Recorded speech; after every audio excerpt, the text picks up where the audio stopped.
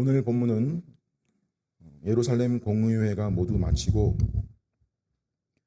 그 후에 있었던 조치와 특별한 한 사건을 다루고 있습니다. 교회는 공의회의 결정을 그냥 결정으로 끝내지 않고요. 어떻게 처리를 하냐면 야고보가 제안하기를 이 결정을 문서화해서 이방인 교회 형제들에게 공식적인 문서로 전달하는 게 바람직하다 하는 거예요. 20절 끝에 보면 편지하는 것이 옳으니 이렇게 되어 있죠. 사실 오늘 본문의 23절부터 29절까지가 그 편지의 내용입니다. 누가는 쭉 말로 풀어놨지만 그래도 공식 문서니까 어떤 격식이 있다고 치고 대략적으로 정리를 해본다면 제가 지금 그 내용을 설명드릴 때 그 세부적인 가지치기가 좀 있어서 흐름을 놓칠 수도 있는데 잘 따라와 보세요. 첫째, 발신자와 수신자입니다. 23절 먼저 발신자, 사도들과 교회의 장로된 형제들. 그죠?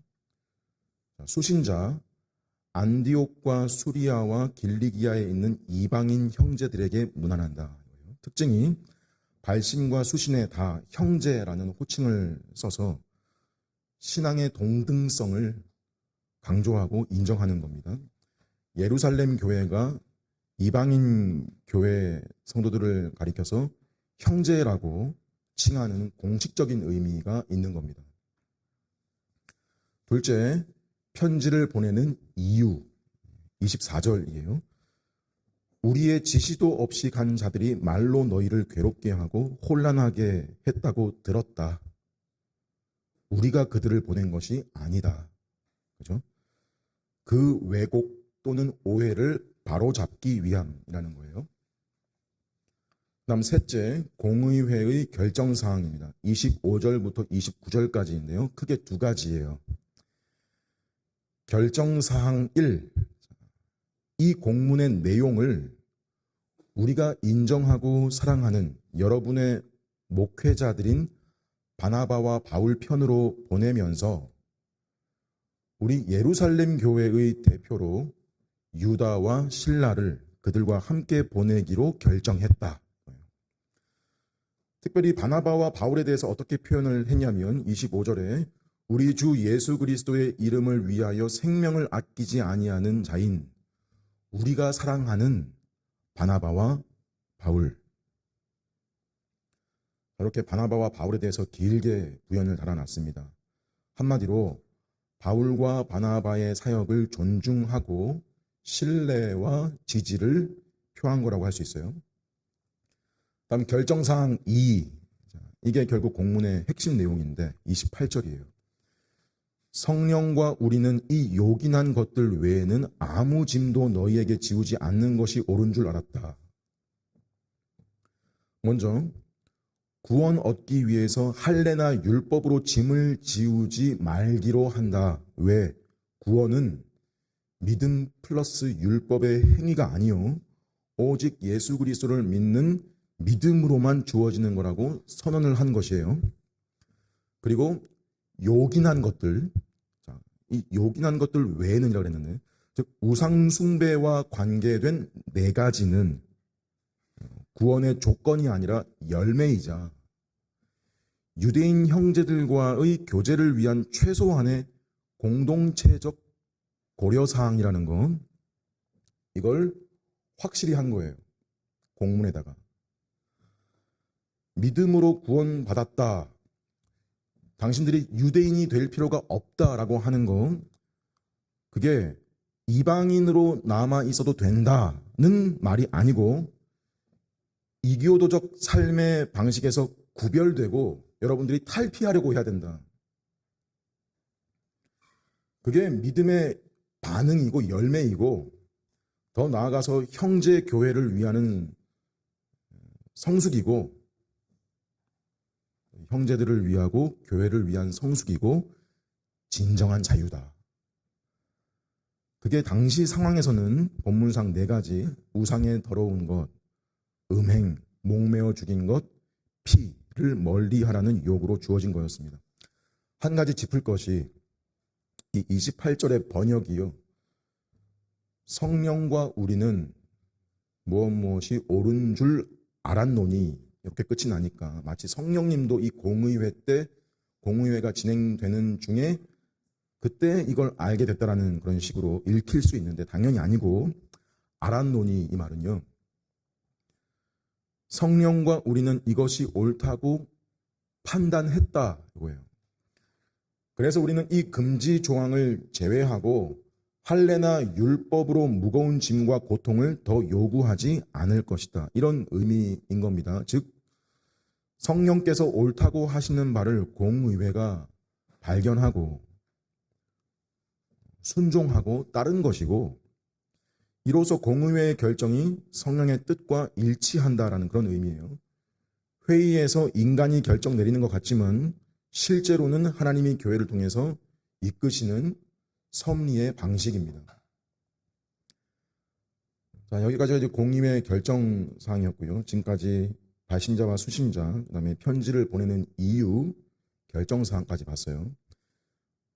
마지막 큰 넷째, 최종 결론 및 인사입니다. 29절에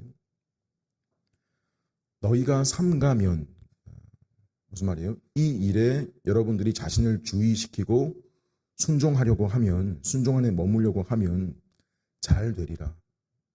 구약식 표현으로 형통하리라. 복을 누리고 평안을 얻게 될 것이다. 이 말이고요. 그 다음에 평안하길 바란다. 잘 지내십시오. 격려하며 축복하는 말입니다. 자, 이게 단순한 교리의 선언이 아니고 뭐냐면 목회적 배려와 권면으로 마무리를 하는 거예요. 이 공문을 편지로 들고 가서 전달을 해주고 그들이 읽으니 어때요? 31절에 그들이 읽고 그 위로한 말을 기뻐하더라. 이런 내막들을 잘 모르고 이렇게 이 부분을 보면 이게 뭐 그렇게 위로의 말일까 싶겠죠. 이 공문이. 근데 성령께서 그렇다 하시고 승인하시고 그 만장일치로 온 교회가 동의하고 인정하기를 여러분들이 이방인이라는 이유로 2급 신자 취급받는 게 아니라 예수 그리스도 안에서 온전한 우리의 형제요 백성이라는 사실, 우리가 참된 성도로 주님의 교회에 정당하게 소속된 자들이라는 사실이 뭐예요? 위로고 기쁨이 되죠. 우리의 입장도 그런 거예요. 우리에게도 이 공문의 내용은 마찬가지로 위로요, 기쁨이 되는 거예요. 그래서 조금 더 볼 필요가 있는 게 바나바와 바울만 돌려보내지 않고 유다와 실라를 함께 같이 보냈다는 거. 뭐냐면 공문만 딸랑 보내지 않고 사람도 같이 가서 말로 확증시킨다는 거예요. 이 유다와 실라에 대해서 22절 끝에 보니까 형제들 중에 인도자라고 되어 있어요. 즉 예루살렘 교회에서 지도자적인 그 위치에 있는 리더들이고 또 32절의 뒤쪽에 보니까 유다와 실라도 선지자라. 이 선지자라는 말 구약의 선지자와 좀 다른 개념이라고 당시에 성경이 아직 신구약 완성되기 전에 그 시대에 교회가 있는 시대인데도 불구하고 성경이 완성되기 전에 당시의 계시를 분별하고 전하고 가르치는 공동체를 격려하고 세우는 말씀 사역의 한 직분이었어요. 앞에 13장에도 나왔었는데 안디옥 교회에 5명의 선지자들이 있었다 그랬습니다. 그러니까 이 유다와 실라는 예루살렘 교회의 선지자들이었고 지도자 위치에 있는 인물들이었습니다. 22절에 보면 유다는 이름이 바사바라고도 한다. 유다는 히브리식 이름이고 바사바는 아람어로 안식일의 아들이라는 뜻이에요. 정통 유대인이었을 거라는 걸 추정할 수 있고 실라는 헬라식 이름이고 라틴어로 보면 실루아노라고 부릅니다. 실루아노. 바울 서신 인사말에 자주 등장하는 이름이에요. 바울과 실루아노와 디모데가 너희에게 편지한다. 이게 신라예요. 이 사람은 유대인인데 헬라파, 즉 디아스포라 유대인이었고, 특이사항은 이제 곧 출발하게 될 바울의 2차 선교 여행에 참여한, 동행한 사람이었습니다. 아무튼 이런 유다와 실라가 안디옥 교회에 바울과 바나바와 함께 와서 뭘 했냐면 32절에 여러 말로 형제를 권면하여 굳게 하고, 편지의 내용들을 자세하게 성실하게 설명해주고, 앞에 있었던 문제와 분란들이 정리될 수 있도록 자문을 주고 권하고 굳게 하는 그 일을 했던 거죠. 자, 여기 형제라는 말이 여기 또 나오고요. 그래서 이 편지 부분에서 저는 크게 두 가지 교훈을 좀 소개하고자 합니다. 이 앞부분에서 먼저 유다와 실라가 안디옥 교회 성도들, 이방인 신자들을 형제라고 대우하면서 권하고 세우고 있는 모습, 또 반대로 뒤에 임무를 다 마치고 예루살렘 돌아갈 때도 뭐라 그러냐면 33절에 보니까 평안히 가라는 전송을 형제들에게 받고 돼 있어요. 그러니까 누가가 지금 유독 반복하고 강조하려는 게 보이는 건데 뭐냐면 공문에 제일 앞에 적혀 있던 그 발신인, 수신인, 형제라는 그 공의회의 결정 내용들에 금세 익숙해지고 스스럼 없이 서로를 향해서 형제들이라고 부르고 있는 모습인 겁니다. 형제라고 하는 말은 일상에서 생물학적으로 부모가 같은 사람들의 관계를 일컫고, 즉 가족 관계에서 한 부모 아래에 있는 관계를 일컫는 말인데, 근데 그게 교회 안에서 형제라고 하는 말은 기본적으로 마태복음 12장 50절에요. 들어보세요. 누구든지 하나님의 뜻대로 행하는 자가 내 형제요. 로마서 8장 29절에 그 아들을 많은 형제들 중에서 맏아들이 되게 하시니라. 예수님을 가리키는 말인데, 히브리서 2장 11절에 예수와 성도들이 모두 한 분 하나님에게서 났으므로 그가 그들을 형제들이라 부르기를 부끄러워하지 아니하신다. 뭐냐면 형제라고 하는 말을 먼저 그리스도와 형제된 자들을 가리키는 말로 쓰고 있는 거예요. 성경은 우리끼리가 먼저가 아니고 그리스도와 형제인 자들, 그러니까 예수님과 우리가 한 분, 같은 분을 가리켜서 아버지라 부른다는 사실 때문이죠. 그리고 이 사실을 근거해서 이제 그런 사람들끼리 뭐가 되는 거냐면 바울이 고린도 교회에게 편지를 해요. 그러므로 내 사랑하는 형제들아 견고하며 흔들리지 말고, 빌립보 교회에게 그러므로 나의 사랑하고 사모하는 형제들, 나의 기쁨이요 면류관인 사랑하는 자들아. 그죠? 그냥 사랑하는 사람들아 그러지 않고 사랑하는 형제들아라고 그래요. 왜? 예수 그리스도 안에서 하나 된 관계성 때문이에요. 갈라디아서 3장 26절 말씀에 너희가 다 믿음으로 말미암아 그리스도 예수 안에서 하나님의 아들들이 되었으니 유대인이나 헬라인이나 너희는 다 그리스도 예수 안에서 하나다 그래요. 에베소서 2장 14절 이하에 그는 우리의 화평이시다. 이방인과 유대인 사이에 막힌 담을 자기 육체로 허무셨다. 그러므로 이제부터 너희는 외인이 아니요 나그네도 아니요 오직 성도들과 동일한 시민이요 하나님의 권속 가족이다.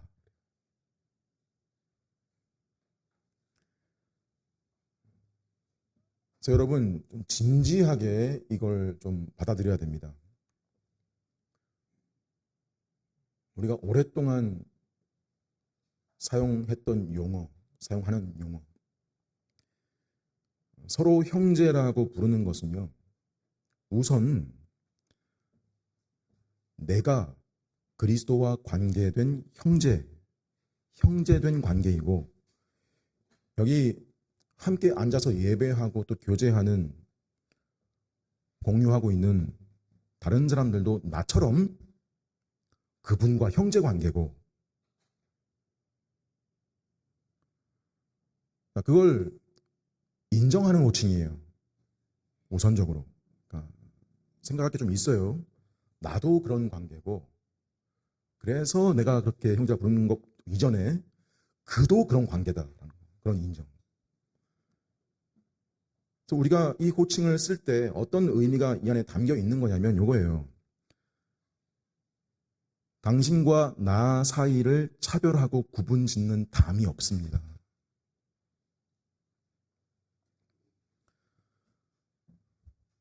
당신을 형제라고 부르고 있는 내가 당신에 대한 편견을 가지지 않겠습니다.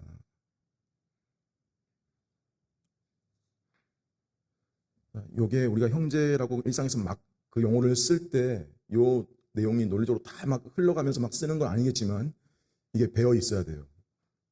이게 배어 있는 상태에서 그 용어를 쓰는 거란 말이에요. 이 말이에요. 예수님이 편견 없이 나를 받으셨고, 나한테 뭐 일일이 다 조건 따지고 받으신 게 아니고, 그리고 그분이 당신도 그렇게 받으셨으니,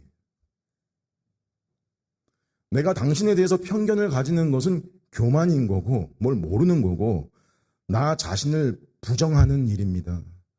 당신과 나는 아무 일말의 차별이 없습니다. 한마디로 편견 없고 차별 없으니까 당신이나 나나 피차가 동등하다는 말인데, 성경은 사실 더 가죠. 논리적으로 그 말이 맞는데 우리한테 요구하는 건 더 가요. 어떻게? 실제로 각 사람이 생각하는 바는 뭐여야 된다라고 하냐면요, 차별 없으니까 피차 똑같다. 인간의 죄성은 그거 말하면 그거보다 더한 거 덜한 거 따지니까 글로 흘러가니까 좀 더 강하게 말하는 거예요. 그래야 평균이 되니까. 그런 셈이에요. 피차 똑같다 그러지 말고 남을 나 자신보다 더 낮게 여겨라. 낮게 여기래요. 낮게가 아니고 그러래요. 그게 각 사람이 품어야 될 마음이래요.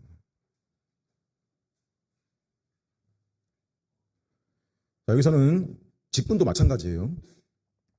본문상에서 사도니 장로니 선지자니 직분자라고 그들이 형제들을 권면하고 굳게 한다고 당연히 우리가 당신들보다는 더 낫다. 우리가 그런 태도로 아니고, 직분자들도 다 형제로서 뭐라는 거냐면 내가 당신보다 뭐 더 나을 게 없는데 그리스도께서 이 역할을 저한테 맡겨주셨습니다.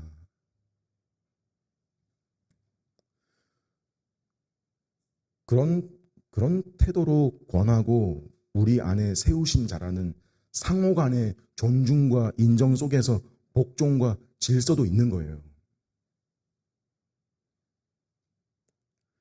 그러니 교회 안에서 누구든지 여러분 자기 입으로 형제라고 부르고 있으면서 속에서 은근히 그 상대방을 나보다 낮게 낮춰서 아래로 보는 성향, 그런 성향, 태도, 편견을 가지고 있고 속에 은근히 비웃고 티는 안 내도 심지어 티도 내고 비방하고 있는 그런 것은 여러분 자신도 속이는 거고 교회됨에 대한 진지함이 없는 태도가 되는 겁니다. 한번 상상해 봅시다. 여러분이 여기 있는 분들을 여기 이 교회에서 만나지 않고 밖에서 만난 사람이라고 한번 상상해 보세요. 여러분들이 지금 관계를 맺고 있는 사회에서, 직장에서 관계를 맺고 있는 사람들 그 무리 속에 한번 대입시켜 보세요. 교회랑 아무 상관없고 예수 믿는다는 그 사람에 대한 정보 없이 밖에서 직장에서 어디 일상 중 만났다. 어땠을까? 속으로만 생각하세요. 어땠을까?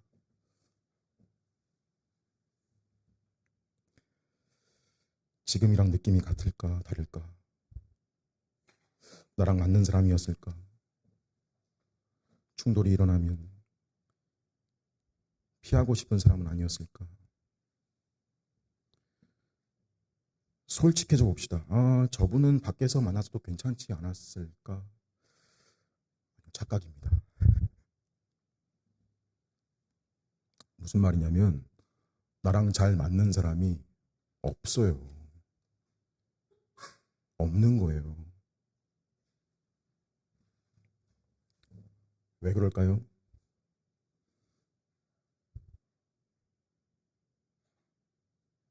나도 만만치 않기 때문이에요.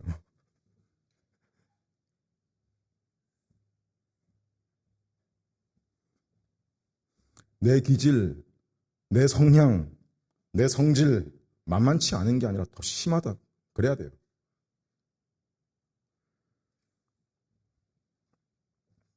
그래서 나중에 점심 먹으면서 인사하세요.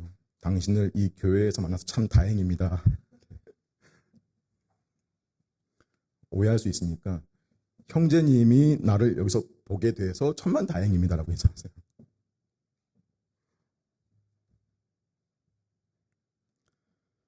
사실 이 상황이 여러분 현실적으로 얼마나 말이 안 되는 상황인 거냐면요. 여러분 유대인과 이방인 관계라는 건 상극이에요.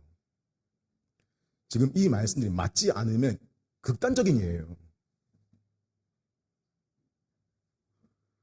심지어 이거예요. 얘네들도 이랬는데 너희들끼리야 어찌하겠냐. 어찌해야겠냐. 약간 그런 느낌인 거예요. 유대인, 이방인 갈 거 없이 죄인들 엉켜 사는 세상에서는 사실 마음 맞는 사람이란 거 나한테 없어요. 부부요? 이것도 솔직해집시다.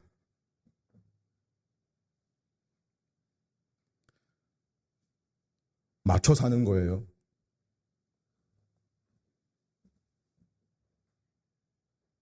저만 그래요?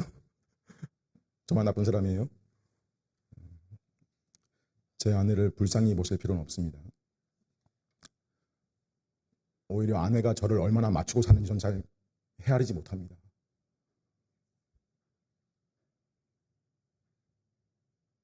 그럼 진짜 불쌍해지는 거예요, 아내가? 그러니까 마음이 정확하게 일치하고 충돌 없는 관계가 세상에 없다는 거죠. 왜요? 사람은 죄다 자기중심적이고 자기가 최고예요. 자기가 최고라고. 자존감 낮은 사람도 있지 않냐. 그러는데 자존감이 낮다는 것도요. 자기중심적이어서 그러는 거예요. 자기가 높아져야 되는데 그게 안 돼서 속상한 감정이에요.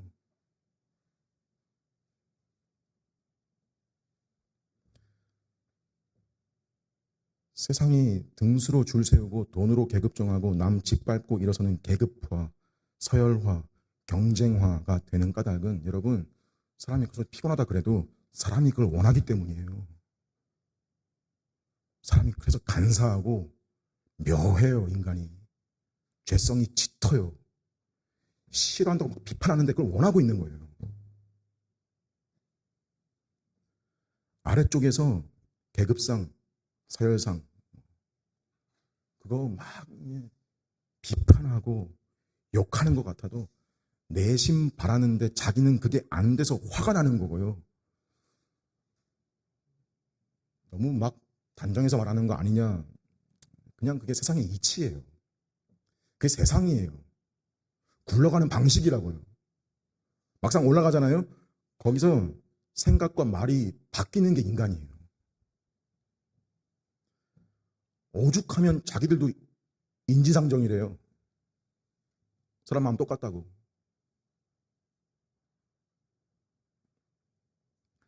근데 세상 속에서 딱 그러지 않는 한 곳, 그러지 말라고 안 그러는 데라는 교회뿐이에요. 제자들끼리 누가 더 높냐 다툴 때 예수님 뭐라 하세요? 마가복음 10장 42절에 세상 집권자들이 마음대로 다스리고 권력자들이 권세를 부리는 줄을 너희가 알거니와. 무슨 말이에요? 힘 있는 사람들이 힘 적은 사람들을 지배하고 강한 자가 약한 자들을 억누르며 부리는 게 세상 이치이고 방식인 줄은 너희도 잘 알거니와.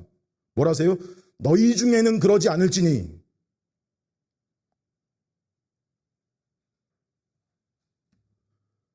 너희는, 교회는 서로 섬기는 자가 되고 서로 종이 되라. 왜 그래야 되는데요? 인자가 온 것은 섬김을 받으려 함이 아니고 도리어 섬기려 하고 자기 목숨을 많은 사람의 대속물로 주려 함이기 때문이다.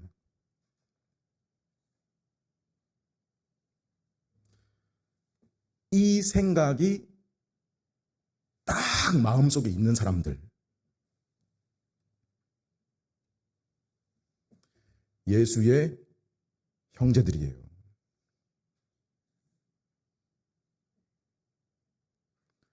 물과 기름처럼 도저히 섞일 수 없는, 상식적으로 말이 안 되는 관계. 한쪽에서는 저 짐승만도 못한 인간들이라 그러고 있고, 그럼 다른 쪽은 가만히 있어요. 인간이 뭐라 그래요? 우리를 무슨 짐승 취급하는 인간들. 지들은 고리타분하고 자기들만의 세계에 빠져 사는 안타까운 인간들. 그런 고정된 생각이 딱 박혀있는 세계에 젖어 살던 인간들이 지금 서로를 뭐라는 거예요? 형제들. 여러분이 강도의 깊이가 느껴져야 됩니다. 이게 어떤 건지. 간단한 일이 아니에요. 우리 얘기예요. 이 공의회에서 보내는 편지에는 그 사상이요 철저히 박혀 있는 거예요. 형제가 형제에게, 그게 실제로 일어나고 있는 모습이 지금 이 교회의 모습이에요. 이 편지에 나타나는 또 하나의 중요한 교훈은 두 가지 교훈 말씀드립니다. 첫 번째 길었는데, 이 편지에서 볼 수 있는 교훈 두 번째, 하나님은 항상 교회가 질서 있고 조직적으로 운영되기를 의도하셨다는 점이에요. 교회론과 관련된 부분인데, 오늘날 교계에 여러 교파, 여러 교단들이 형성되어 있고 각 교파마다 교회의 통치 방식, 장로제도, 회중제도, 감독제도 이런 방식들의 근거로 이 사도행전 15장 본문들을 많이 참고하기도 합니다만, 지금 그걸 지금 설명드리려는 게 아니고, 사실 거의 모든 교파들이 이 사도행전 15장 본문에서 최소한 똑같이 공통적으로 동의할 수 있는 한 가지가 있다면요, 그건 바로 교회가 조직되어 있고 질서가 있었으며 장로들과 사도들, 선지자들, 즉 직분이 존재했다는 거예요. 회의도 품의와 질서를 가지고 진행됐고요, 이 모든 형식과 과정들이 성령님에 의해서 인도되었다는 점입니다. 왜 이 말을 하냐면, 오늘날 교회 중에 이런 거에서 탈피하려고 하는 움직임, 성경에 나오는 이런 표현들, 담을 허무셨다, 유대인이나 헬라인이나 차별이 없다라는 등등의 말을 무슨 교회 안에 격식이 없고 어떤 틀을 허무는 형태로 연결시키려는 목소리가 상당히 큽니다. 많아요, 생각보다. 가령 기존 교회의 환멸을 느꼈다, 교회가 썩었다 그러면서 교회에서 나와서 발상을 바꾸자, 틀을 바꾸자 하는 몇몇이 모여가지고 직분이 계급을 주장하니까 세우지 말고 그냥 우리끼리 말씀 묵상하고 그때그때 감동되는 건 나누고 그러면 되지. 주의 만찬이나 침례 없이 예배의 어떤 분위기 같은 것만 유지하려고 하는 공동체 운동, 장로니 감독이니 회중이니 그런 것 다 사람이 만든 시스템이고, 성령이 인도하시면 그런 건 중요하지 않다라는 식으로 적절한 예배당, 설교 중심의 예배 순서 등등을 형식적인 구태한 전통 취급하고, 소그룹 교제 중심의 예배, 음악 중심의 형태로 대체하려는 흐름과 시도들, 자, 이런 형태가요, 얼핏 겉으로 보기에는 감각적이고 세련돼 보이기까지 하고 수평적으로 보일 수 있습니다. 그렇지만 사실 본문으로 보면요, 신약의 신약적 교회의 모습은 아닙니다. 사도행전 15장의 이 모습은 예배 모임은 아니어도 초기부터 교회에 어떤 구조와 권위가 있었음을 명확하게 보여주는 사례예요. 대표자들이 파견되고요, 공적인 회의와 결정이 있고, 직분자들이 있고, 그들의 권면과 다스림이 있고요. 그들이 작성한 편지는 단순한 권고사항이 아니라 복음적 질서를 위한 명령이었다고요.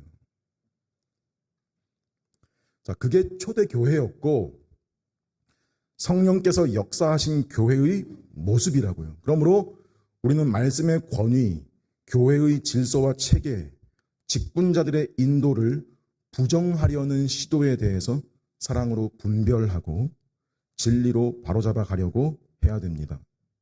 그래야 됩니다. 자, 지금까지의 내용만 종합해서 봐도 사도행전 15장의 수리아 안디옥 교회는 참된 교회의 이 모범이라 할 만한 그런 모습을 갖춰가고 있다라고 볼 수 있죠. 교회 안에서 질서 가운데 진리로 인해 위로를 얻고 있고 기뻐할 뿐 아니라 실제로 그 말씀의 실천도 일어나고 있는, 그죠? 또 한 가지 놀라운 점이 35절 보니까 바울과 바나바만이 아니라 수다한 다른 사람들이래요. 수많은 사람들이 이 교회 안에 말씀과 교리를 가르치는 사역을 함께 했다라고 밝힙니다. 그러니까 말씀 사역이 다수의 직분자들에 의해 수행됐다라는 건데, 이 말이 뭐 교회가 커서 단지 사역자들의 수가 많았다는 걸 강조하기보다 앞에서 이런 말씀 본 적 있죠? 하나님의 말씀은 흥왕하여 더하더라. 이런 맥락, 같은 의도예요. 이거죠. 소수의 뛰어난 인물 한 사람, 한두 사람에 의존한 교회가 아니고 공동체 전체가 말씀의 은혜로 풍성한 교회였다는 걸 강조하는 겁니다. 자, 바로 이런 은혜로운 배경 중에 안디옥 교회 안에서 무슨 일이 일어난 거예요? 바울과 바나바가 갈라서는 일이 생긴 거죠. 이게 극명한 대조처럼 배치가 되어 있는 거예요.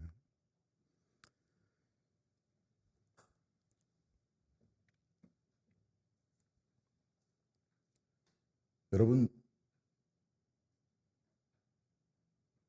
대체 왜 이런 일이 생길까요?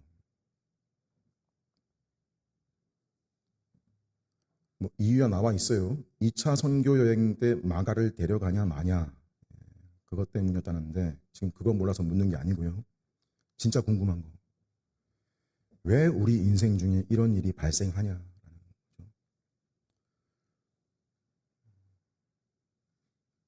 한편으론 위로도 되는 게 이런 일이 바울한테도 있었다라는 거. 그러니까 심지어 바울도 자기 계획대로 인생이 안 흘러간 거거든요. 자, 이렇게 은혜가 넘치고 더할 나위 없이 좋은 시기에 어떻게 이렇게 딴 사람도 아니고 바울과 바나바가 싸움을 하냐.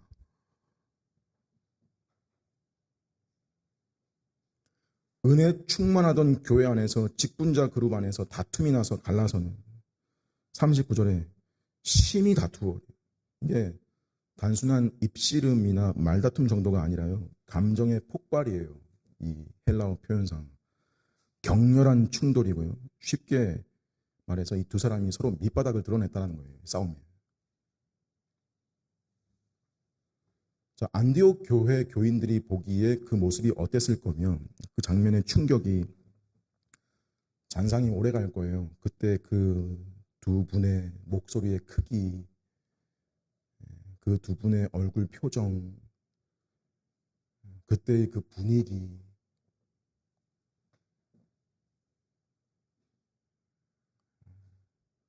예루살렘 교회도 이 소식을 듣고 나중에 바울이 신라를 청해서 허락하고 보낼 때 이 사건을 어떤 눈으로 보았을까? 2차 선교여행 어렵겠는데. 예루살렘 교회뿐 아니라 유다와 사마리아 지역의 여러 교회들에게 소문이 퍼졌겠죠. 내심 무슨 생각 들었을까요? 이번 선교 여행은 보나마나 실패다. 그럼 여러분, 당사자 바울과 바나바의 심정은 어땠을까요?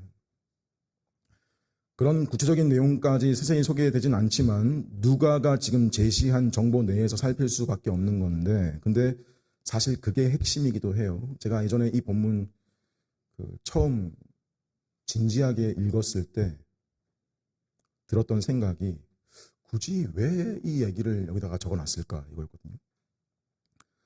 성경에 좋은 것만 기록해도 될 텐데 왜 굳이 이렇게 부끄럽고 덕이 안 되고 내가 알던 바울의 모습에 이게 충격도 되고 굳이 이런 얘기를 적은 이유가 뭘까? 확실한 건 성경은 숨기지 않았다라는 건데, 그러면 그만한 이유가 있다는 거겠죠.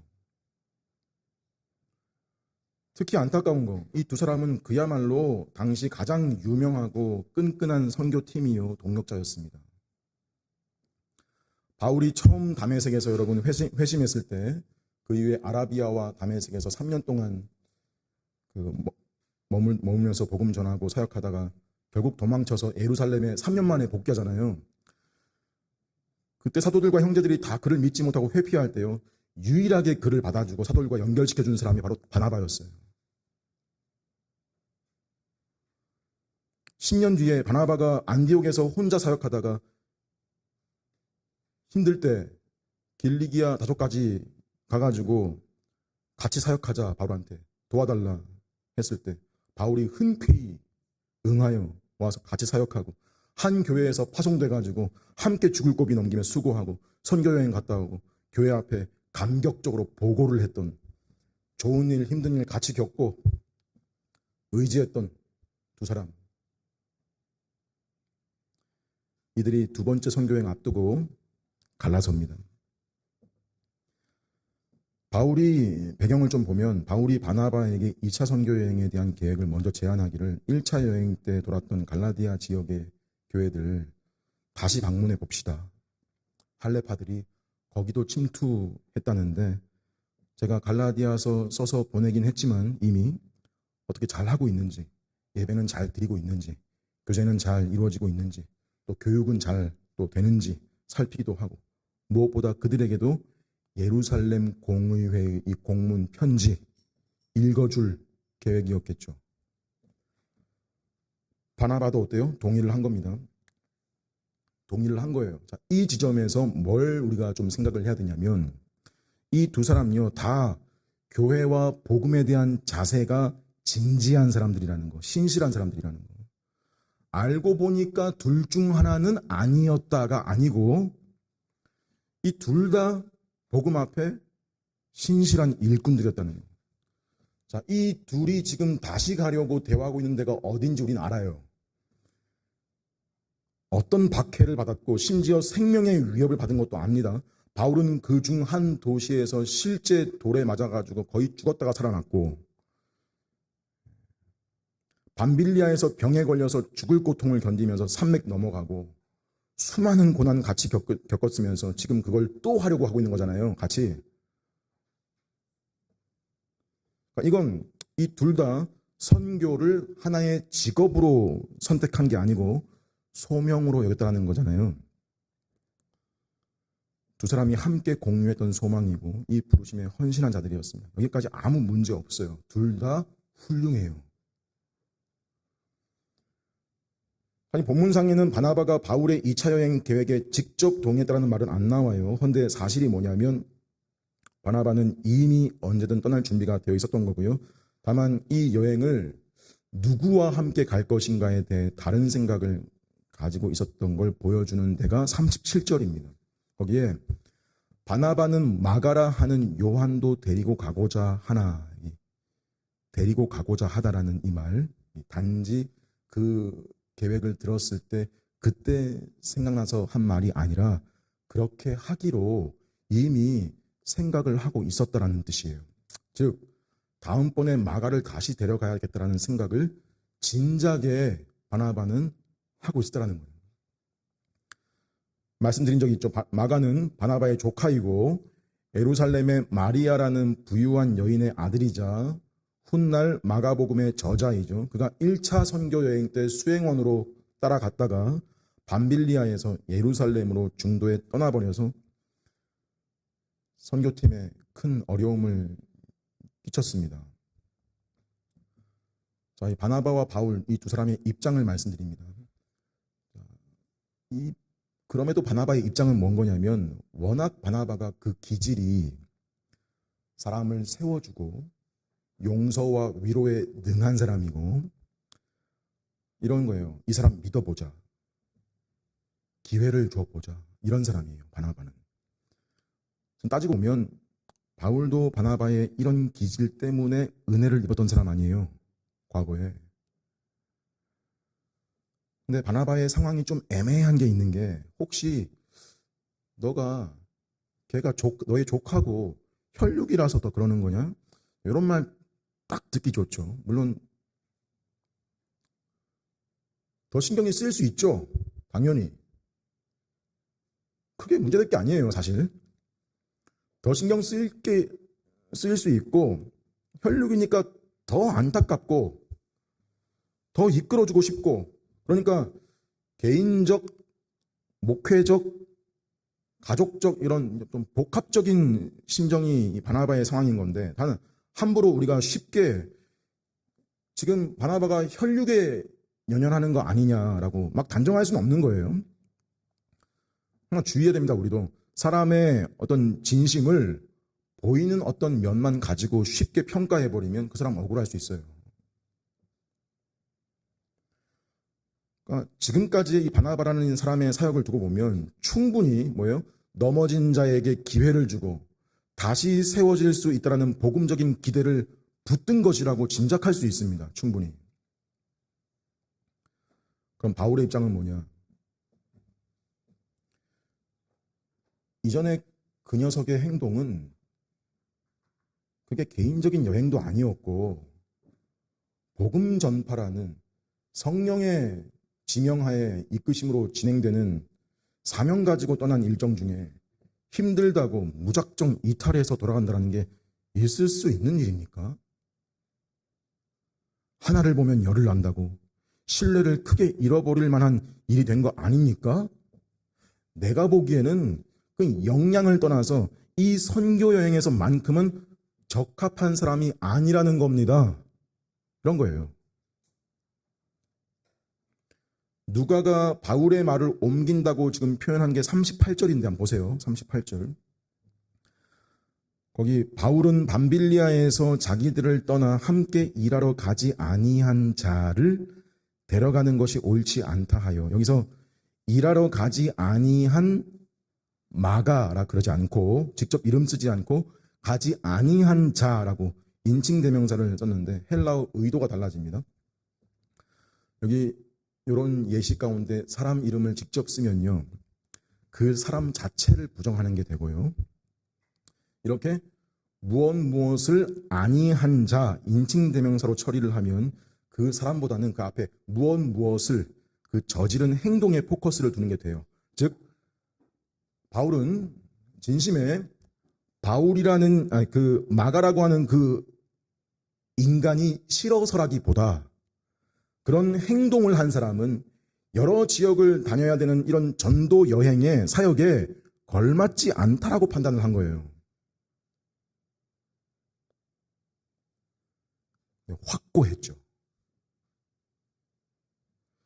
자, 이 대립이 결국 감정적으로 폭발한 건데 내용으로만 보면요. 두 사람은 다 틀리지 않습니다. 틀리지 않았어요.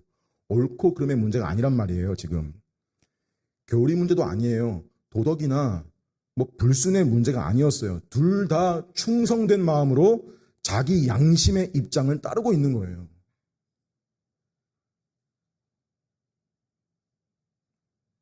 결과입니다. 하지만 안타깝게도 입장 차이를 좁히지 못했죠. 지금 이 두 사람 간에 진리 때문에 분열이 일어난 게 아니고 그랬거나 교회의 질서를 둘 중에 하나가 막 어지럽혀서 교회를 복음적으로 혼돈케 하는 그런 일이었다면 어쩔 수 없겠죠. 그건 어쩔 수 없어요.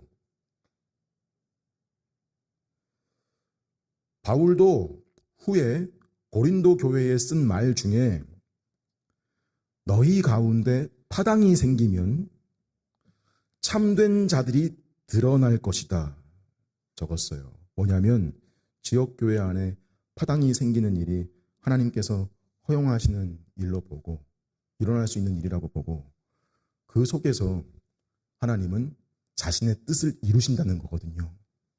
지금 바울의 이 말이 참되고 진실하고 바른 동기를 가진 자들이 누군지 그 분쟁 속에서 드러나게 하신다는 겁니다. 뭐냐면 진리나 교회의 순수성과 질서로 인한 싸움은 어쩔 수 없이 감당하라는 건데, 근데 지금 이 두 사람 이거는 이번 사역에 누구를 데려갈 거냐,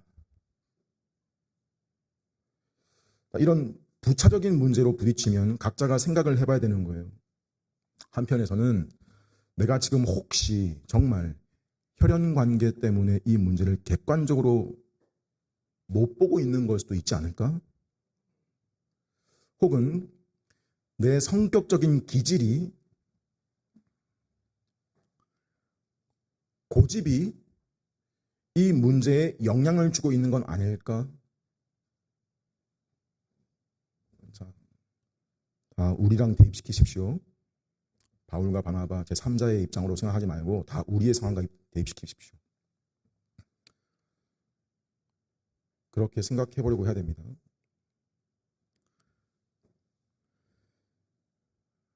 그랬어야 했는데, 그랬으면 좋았겠는데 결과는 위로자라는 별명을 가진, 위로자라 불리는 바나바가 바울에게 노를 바라고, 바울도 자신의 동력자요 위로의 빚을 진 바나바한테 감정이 폭발해서 결국 어떻게 돼요? 바나바는 그 길로 마가를 데리고 배 타고 구브로로 갑니다. 1차 여행 때 처음 갔던 키프로스 섬, 바나바의 고향이기도 하죠. 혼자 남은 바울 어떻게 해요? 새로운 동력자를 택하죠. 바로 실루아노, 신라를 택해서 2차 선교여행 출발하게 되는데, 여기서 우리가 눈여겨봐야 될 중요한 부분이 이때 안디옥 교회가 한 행동인데요. 40절에 바울과 실라가 형제들에게 주의 은혜의 부탁함을 받고 떠났다, 이런 표현이 있어요. 이건 공식적인 파송을 뜻하는 겁니다. 즉 안디옥 교회가 바울과 실라의 선교 여정을 공식적으로 인정했다라는 건데, 그럼 한편이 신경 쓰이잖아요. 그럼 바나바는 틀렸다는 건가?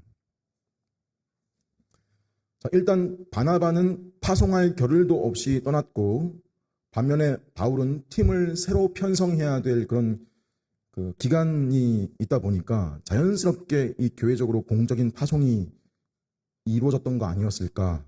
일리가 있지만 이거 역시 뭐냐면요, 성령께서 교회의 공식적인 절차와 질서 안에서 자신의 일을 진행시키신다는 사실을 분명하게 보여주신 장면입니다. 하나님이 그렇게 섭리하신 거라고 볼 수 있는 것이, 이후 바울의 2차 선교 여행이 이방 선교의 주도적인 사역으로 사용되는 걸 보게 되는 거죠.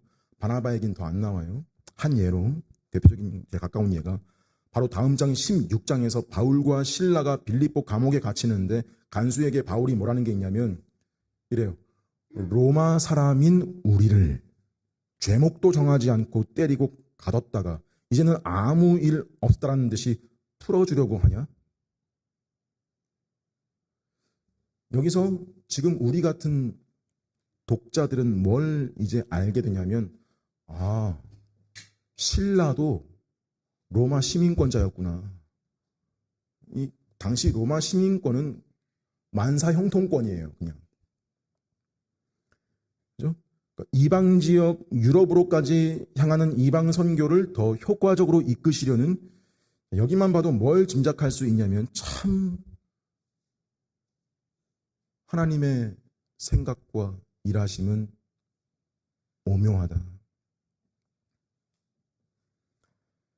2차 전도 여행이 시작되기도 전에 바울과 바나바가 싸워서 결별했다는 소식 들렸을 때 뭐야 이거 대체? 그러니까 거기에만 우리의 생각이 딱 멈춰서 고정되어 있으면 안 되고 사람의 죄성과 사람의 부끄러움과 연약함 드러나는 중에도 그런 가운데 하나님의 뜻을 이루어 가시는 성령의 역사가 끊이지 않고 진행 중이라고 하는 거. 이게 핵심이고 여기에 시선을 돌리라는 거죠. 온 교회가 이번 선교는 보나마나 실패다 생각했어요. 정말 그랬을까요? 41절 보니까 마지막에 수리아와 길리기아로 다니며 교회들을 견고하게 하니라. 뭐예요?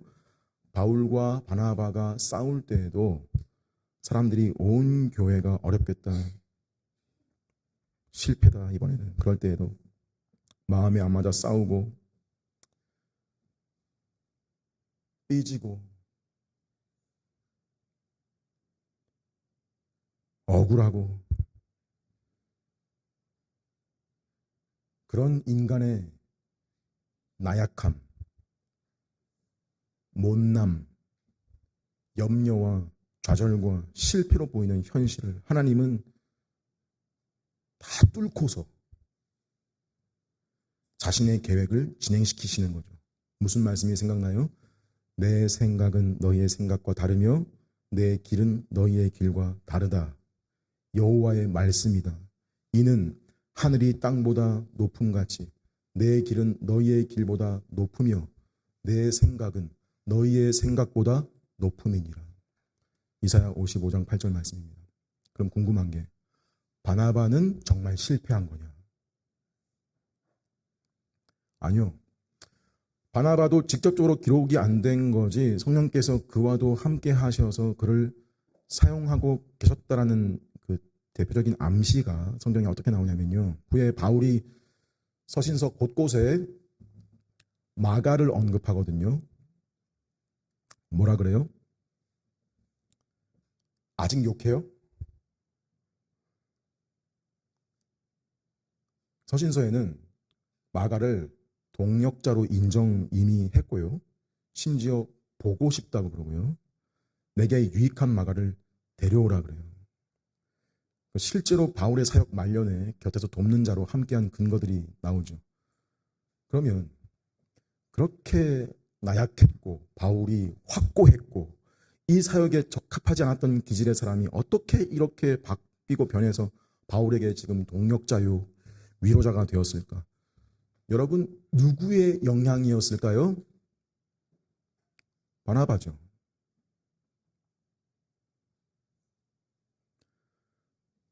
바나바가 마가 데리고 다니면서 과거에 자신과 바울 사이에 있었던 일에 대해서 어떻게 이야기했을까요? 바울을 욕했을까요? 저는 아니라고 봐요.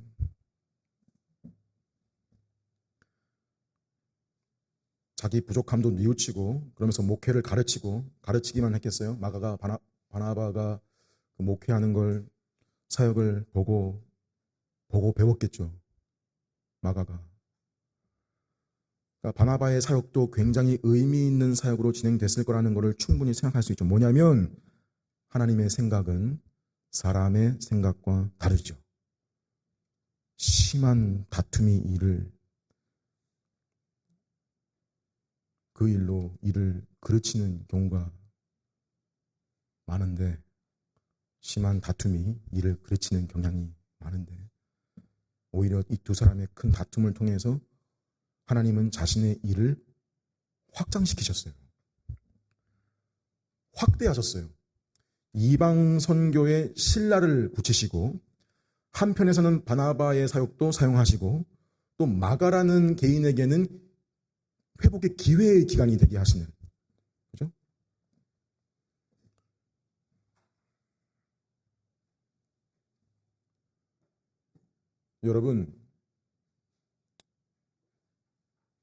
여러분과 제가 이 땅을 살면서 하나님을 섬긴다라고 하는 거, 하나님을 믿는다라는 건 내가 하나님을 위해서 뭔가 해드리는 게 아니고 그냥 인정하는 겁니다. 한번 진지하게 생각해 보십시오. 그냥 인정하는 거다. 제가 지금 말씀드린 인정을 하게 되면 뭔가 어떤 행위들이 나오게 되거든요. 말만 아니라 실제 하나님으로 인정하는 것.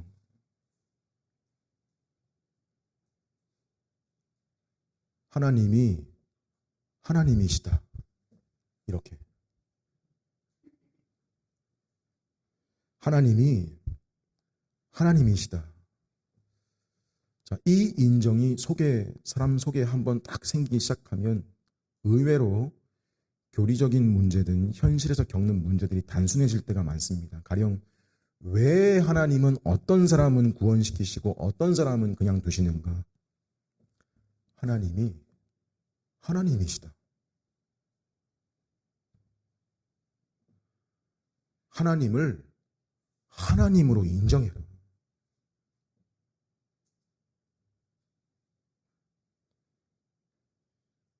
왜 이렇게 뜻하지 않은, 이해가 되지 않는 일이 인생에 들이닥치는가? 하나님이 하나님이시다.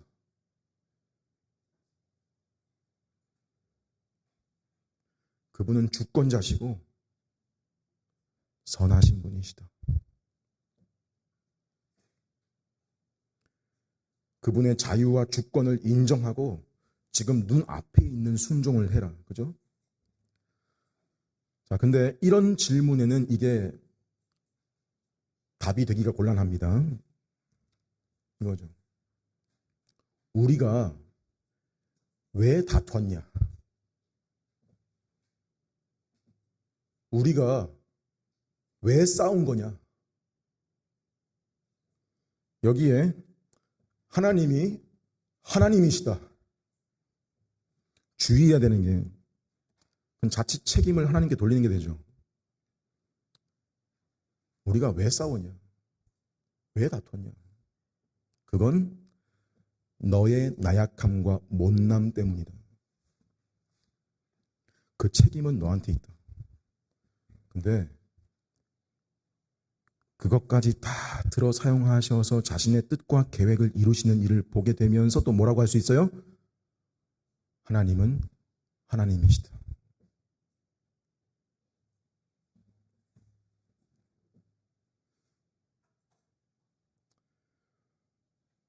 우리는 우리의 나약함과 못남을 최대한 경계하고 주의하되 동시에 우리 현실을 인정해야죠. 하나님, 저는 항상 연약합니다. 항상 무지합니다. 항상 부족합니다. 인정하면서 얼마든지 다툼이 생기고 오해가 일어날 수 있는 존재이고 현실이라는 거 예상하고 인정하고 사는 게 겸손이고, 그때 하나님이 하나님이시다라고 하는 이 고백이 진짜로 나를 살리는 거예요. 그래야 내가 나를 신뢰하지 않게 되고 내 의를 붙들지 않고 하나님 의지할 수 있는 거예요. 또 여러분, 우리는 하나님을 믿는 것이지 사람을 믿는 게 아니잖아요.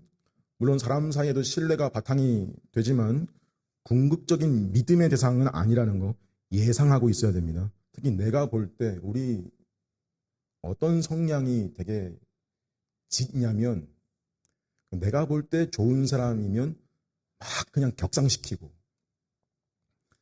또 내가 볼 때 별로다 싶으면 지나치게 깔로보고 미워하는 경향이 강한데, 이거 알아야 돼요. 내가 높이 평가하는 그 인물 속에도 수많은 약점과 한계들이 있다는 거. 그리고 반대로 내가 미워하는 깔로보는 사람 속에도 훌륭한 장점이 많다는 거. 이거 예상하고 인정하고 살아야 돼요. 이 생각하고 사는 게 겸손이에요. 척하는 게 아니고.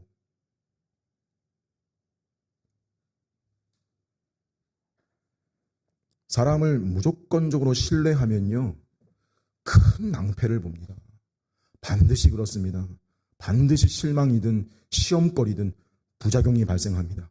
사람은 그런 대우를 받을 존재가 아닙니다. 바울 보고 실망할 거 없어요. 그래서 우리랑 성정이 같아요.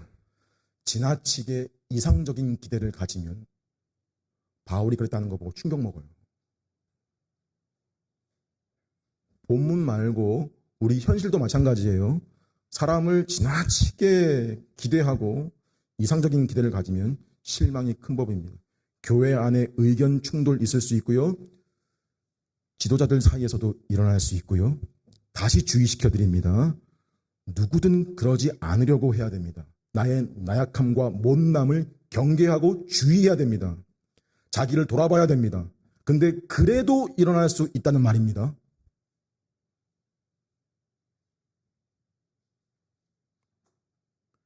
이걸 미리 예상하지 않으면 사람을 혹은 교회를 너무 이상적으로 생각하다가 크게 실망하게 돼요.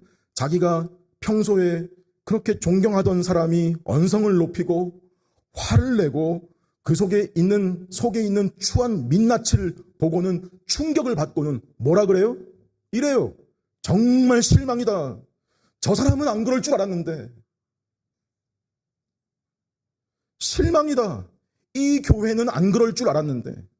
천만에요. 천만에요.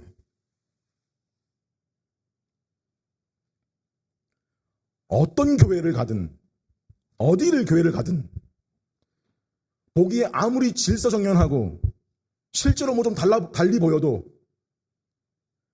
그 안에는 위선이 있고 숨은 죄가 있고 교만과 시기심이 있습니다. 어떤 사람들 사이에서는 그 속에 은근하고 복잡한 자존심, 기싸움이 벌어지고 있을 수도 있습니다. 우리 모두 죄로 가득합니다. 죄성이 가득합니다. 그러니 이상주의에서 벗어나십시오.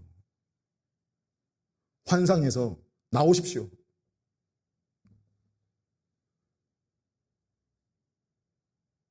또 사람을 무조건 신뢰해도 안 되지만 반대로 사람을 낙인 찍듯 해도 안 됩니다. 그것도 역시 사람이 그런 대우를 받을 존재가 아닙니다. 바울은 마가 자체를 미워한 게 아니고 그의 행동을 문제 삼은 거라긴 했는데 우리 종종 어떤 게 있냐면 그 사람이 예전에 나한테 어떤 상처를 크게 주었다. 난 절대 잊지 않을 거다. 한 10년 지났는데 평생 못 잊을 거고 지금도 잊지 않고 있고 그 사람은 절대 안 바뀔 거고 나도 계속 그렇게 대할 거다. 이런 마음, 여러분 사실 속에 자기 의로 가득 차 있는 거예요. 그게.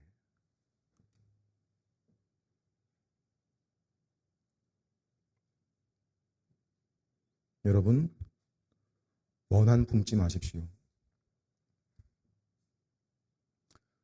사람은 하나님 은혜로 변할 수 있습니다. 그게 하나님의 놀라운 능력입니다.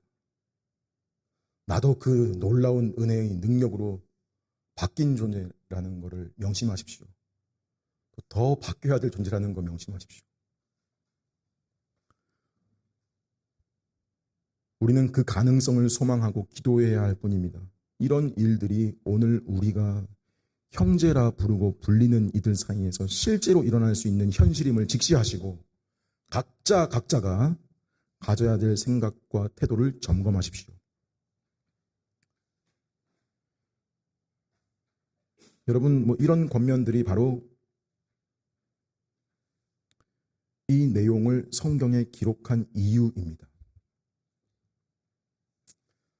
아름답지 못하고 나약하고 못난 장면인데 그 위에서 그것을 사용하시는 하나님께로 시선을 돌리게 하고 그러니 너희가 어떤 태도로 삶을 살아야 되겠는가 생각해 보라는 겁니다. 명심하십시오. 교회는 아직 완전히 승리한 교회가 아닙니다. 우리는 여전히 흙탕물 속에서 전진하고 있는 상태입니다. 교회에 대한 환상을 버리십시오. 대신에 주님이 우리를 이끌고 가실 최종 목표지를 바라보십시오. 무엇입니까? 주님이 다시 오실 때 온 세상 앞에 드러나게 될 흠도 점도 없는 아름답고 영화로운 신부된 교회입니다. 그것을 바라보십시오. 그래야 지나치게 사람한테 또 교회에 실망하지 않을 수 있습니다. 그리스도의 형제들 속에서 여러분 서로 남을 나보다 낫게 여기려 하십시오. 그럼에도 일어나는 피차간의 실수들, 오해와 다툼들, 갈등들 혹 마주하게 되시면 우리가 주님 뵙게 될 크고 영광스러운 날을 더 소망하는 기회로 삼으려고 하십시오. 지금은 흠도 많고 점도 있고 온전치 않은 상태이지만 성령께서 소중하게 사용하시는 직분과 진리와 성례와 성도의 교통이 있는 이 교회에 내가 속하여 있다는 사실에서 여러분 충분한 위로를 얻으시고 누리십시오. 하나님이 하나님 되시는 것을 인정하십시오. 그러면 함께 인내하며 그때를 기다릴 수 있습니다. 이러한 모습들이 우리의 교회와 삶의 현실에 더욱 깊어지고 풍성해지기를 간절히 바랍니다.